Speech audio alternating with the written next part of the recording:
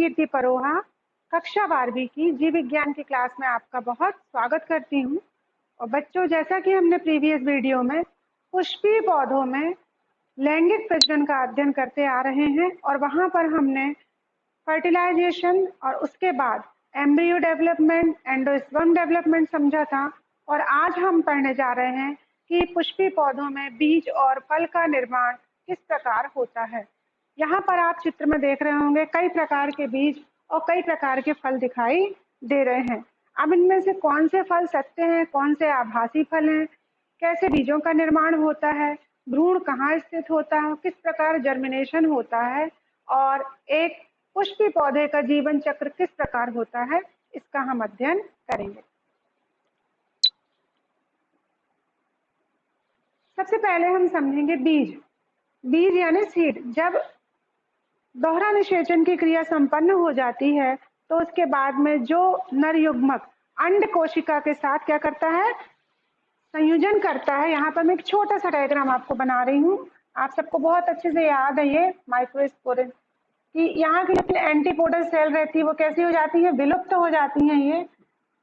ये हम सबको बहुत अच्छे से मालूम है, विलुप्त अवस्था में हो जाती है। और दो सिनर्जिक सेल भी क्या हो जाती हैं, वो डिजनरेट हो जाती हैं। बचा हुआ जो अंड कोशिका रहती है, ये अंड कोशिका ये नर युग्मक के साथ क्या करती है, फर्टिलाइज करती है, डिप्लॉयड स्टेज यानी 2n स्टेज बनाती है।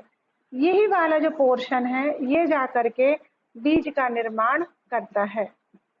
और यहाँ पर जो दो ध्रुवीय कोशिकाएं रहती हैं वो भी एक नर युग्मक के साथ अटैच होती हैं, फर्टिलाइजेशन की क्रिया करती हैं,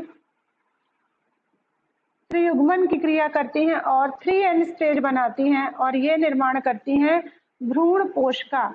ये जो भ्रूण पोष है ये बीज के लिए पोषण देने का काम करता है, एम्ब्रियो को पोषण देने का काम करता है। ये भ्रूण का निर्माण करता है और भ्रूण ही आगे जाकर के बीज बनाता है। ये वाली क्लियर हो गई अपनी की। तो ये जो भ्रूण है ये बीज का ही रूप है। एक बीज में पूरा पौधा समाहित होता है, पूरा प्लांट, क्योंकि जब वो बीज बन जाता है एम्ब्रियो उसमें स्टेबल हो जाता है, वही एम्ब्रियो जाके पूरे प्लांट को जन्म देता है। तो बीज में पूरा पौधा समाहित होता है, या हम कहें ये राइपेंड ओव्यूल की स्ट्रक्चर अवस्था कहलाती है। अब हम देखें तो बीज पत्रों की संख्या के आधार पर बीज दो प्रकार के हैं। पहला है एक बीज पत्री और दूसरा है द्विबीजपत्री बीज।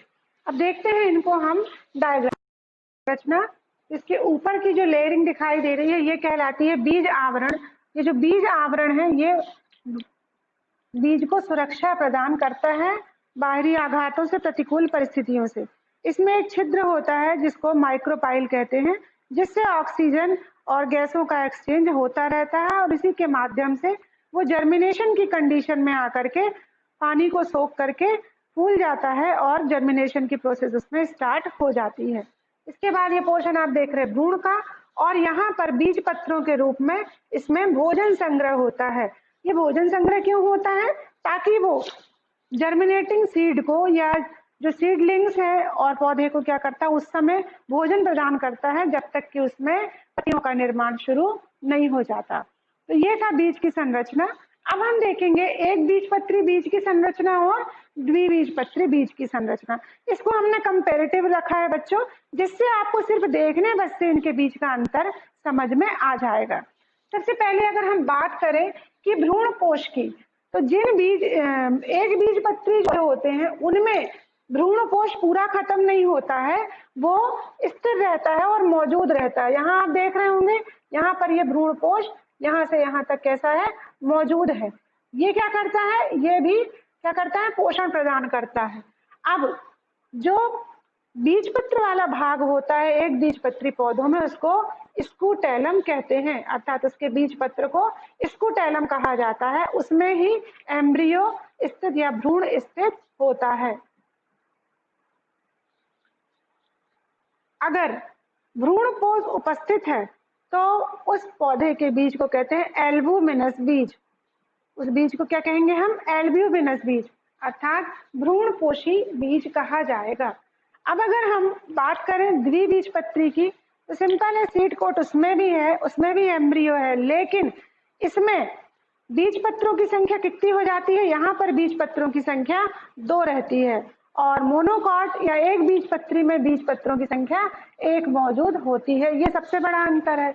दूसरा अंतर हम ये देख सकते हैं कि इसमें भ्रूणपोष उपस्थित होता है, और इसमें जो भ्रूणपोष है वो बीज पत्रों द्वारा पूरा ग्रहण कर लिया जाता है, उसमें भ्रूणपोष अनुपस्थित रहता है, इसलिए इसको गैर एल्बुमिनस बीज भी कहा जाता है। एक बार फिर से देख लें कि बीज की संरचना, बीज आवरण या सीड कोट पाया जाता है, एम्ब्रियो होता है, और भोजन संग्रह हेतु बीज पत्रों की उपस्थिति होती है। एक बीज पत्री में एक बीज पत्र होता है, इसके बीज पत्र को स्कूटेलम कहा जाता है, और इसमें भ्रूणपोष उपस्थित होता है। भ्रूणपोष की उपस्थिति के कारण इसको एल्बुमिनस बीज कहा जाता है। द्विबीजपत्री में अगर हम देखें तो बीज पत्रों की संख्या 2 होती है, और इसमें भ्रूणपोष अनुपस्थित होता है, इसलिए इसको गैर एल्बुमिनस सीड कहा जाता है। ये आपको बहुत अच्छे से याद रखना है बच्चों। अब इसकी जो नेक्स्ट स्टेज आती है वो देखें हम, तो एक बीज पत्री जब अनुकूल अवस्थाएं आती हैं, उचित ताप, दाब, नमी और के कारण बीज क्या होता है, अंकुरित होता है, तो इसमें एक बीज पत्री बीजों में बीज नीचे रहता है जमीन के नीचे, और ऊपर शूट सिस्टम और नीचे रूट सिस्टम डेवलप हो जाता है। ये एक बीज पत्री के लिए है। इसके विपरीत द्विबीजपत्री में क्या होता है कि जैसे ही सीड जर्मिनेट होता है, इसके जो बीज पत्र हैं वो पृथ्वी में ऊपर की ओर बढ़ते हैं, जमीन में नहीं रहते, जमीन से ऊपर बढ़ते हैं और शूट सिस्टम डेवलप करने में मदद करते हैं। जब तक इसमें पत्तियां नहीं आ जाती, पौधा में प्रकाश संश्लेषण की क्रिया स्टार्ट नहीं हो जाती, तब तक ये जो बीज पत्र है पौधे को पोषण या न्यूट्रिशन प्रदान करता है। तो इसको कहते हैं सीड जर्मिनेशन। ऐसा नहीं होता कि पौधे में बीज का निर्माण हुआ और बीज के निर्माण के तुरंत बाद ही वो एक नए पौधे को जन्म दे दे। जब उचित परिस्थितियां आती हैं तभी वो एक नए पौधे को जन्म देता है। इसके पूर्व जो बीज है वो प्रसुप्ति अवस्था में रहता है, मतलब जर्मिनेशन के पूर्व जो बीज हैं वो निष्क्रिय अवस्था में रहते हैं। तो बीज की जो निष्क्रिय अवस्था रहती है उसे ही बीज प्रसुप्ति कहा जाता है। ये हमेशा ध्यान रखिए, पूछ सकते हैं बीज प्रसुप्ति क्या है। तो जब बीज निष्क्रिय अवस्था में पड़ा रहता है उस अवस्था को बीज प्रसुप्ति कहा जाता है। अब हम ये देखते हैं कि बीज प्रसुप्ति में बीज में पूरे गुण मौजूद रहते हैं, और कुछ प्लांट ऐसे हैं जिनमें प्रसुप्ति अवस्था अनेकों वर्षों तक देखी गई है। उसका उदाहरण है, एक पौधा है, ये आपको 1 मार्क्स के क्वेश्चन में आ सकता है बच्चों, ल्यूपिनस आर्कटिकस। फिर से रिवाइज करती हूँ, ल्यूपिनस आर्कटिकस जो है वो बीज की प्रसुप्ति अवस्था 10,000 वर्षों तक रही है, ये रिकॉर्ड किया गया है। इसके बाद उसमें जर्मिनेशन हुआ, एक अकेले नहीं कई बीजों में। इसके बाद एक और पौधा है जिसका नाम है फोएनिक्स डैक्टिलिफेरा। फोएनिक्स डैक्टिलिफेरा का बीज प्रसुप्ति अवस्था 2000 वर्ष रिकॉर्ड की गई है। ये आपको ऑब्जेक्टिव टाइप के क्वेश्चन में आता है। तो यहाँ पर जैसे कि पौधे में बीज बनना चालू होता है, ठीक उसी प्रकार से ही उसमें फल का निर्माण भी होना साथ साथ चलता है। ऐसा नहीं होता कि बीज पहले बन जाए और फल बाद में, दोनों की ही जो विकास है वो साथ साथ चलता रहता है। बच्चों, हमने ये देखा कि जो मेगास्पोरेंजियम या जो ओव्यूल है उसमें किसका निर्माण होता है, बीज का निर्माण होता है, ये हमने सबने अच्छे से देखा। लेकिन जो ओवरी वाला पार्ट है, अगर आपको उसका डायग्राम याद है, तो जो ओवरी या अंडाशय वाला पार्ट है वो फूल करके क्या हो जाता है, उसमें भोजन संचय होता है बहुत सारा, तो उसके कारण वो फूल करके एक फल की आकृति बना लेता है। तो ऐसे पौधे, ऐसे फल जो केवल अंडाशय से विकसित होते हैं, बहुत ध्यान दीजिए, मेरी इसकी परिभाषा बन रही है कि ऐसे फल जो केवल अंडाशय से विकसित होते हैं उन फलों को कहा जाता है सत्य फल या ट्रू फ्रूट कहा जाता है। यही सत्य फल होते हैं जो अंडाशय से विकसित होते हैं। इसका उदाहरण है जैसे ग्रेप यानी अंगूर। यहाँ आप देख रहे हो इसमें फल भित्ति दी हुई है और ये पूरा फ्रूट, ये पूरा ओवरी वाला पोर्शन है और यहाँ पर बीज भी बने हुए हैं।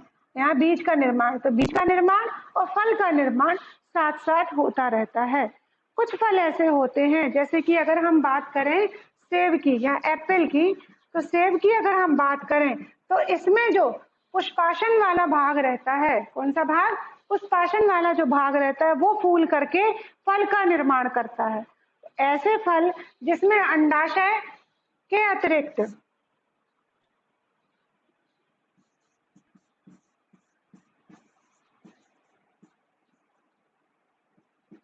एवं अन्य पुष्पीय अंग भी क्या करते हैं, भाग लेते हैं पुष्प के निर्माण में, उसको हम आभासी फल या असत्य फल कहते हैं। इसमें पुष्प क्रम, जैसे अगर हम देखें अनानास वगैरह में, कटहल वगैरह में पुष्प क्रम ही फल का निर्माण करता है।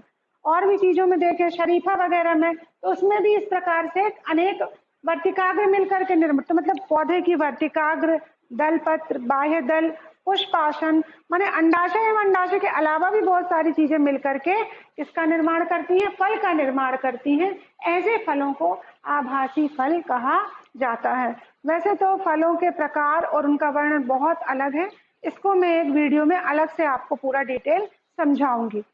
अब हम देखते हैं कि किस प्रकार एक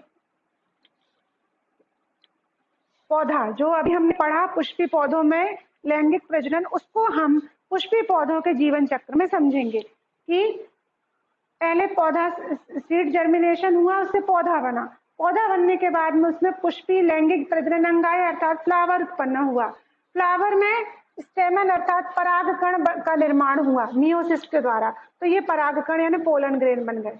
ठीक इसी प्रकार जायांग से ओवरी का निर्माण, ओव्यूल का निर्माण हुआ और मियोसिस से इसमें एक सेल डेवलप हुई, अंड निर्माण हुआ। अब ये सब ओव्यूल में इसका क्या हुआ, पॉलिनेशन हुआ। पॉलिनेशन होने के बाद जर्म ट्यूब निर्माण हुई और यहाँ पर फर्टिलाइजेशन की प्रोसेस हुई, जो कि हम पढ़ चुके हैं। फिर ये फर्टिलाइज एग जो है बाद में जाकर के बीजाणु का निर्माण की, सीड का निर्माण की, और यहाँ पर बीज का निर्माण हुआ। ये बीज पुनः फिर से आगे जाकर के जर्मिनेट होगा और फिर से एक नया पौधा, और ऑनवर्ड्स इसी प्रकार से सारे चक्र इसके चलते जाएंगे। तो ये था हमारा पुष्पी पौधों में लैंगिक प्रजनन का विधि और उसका वर्णन। अगले वीडियो में हम मानव प्रजनन तंत्र का अध्ययन करेंगे। Thank you.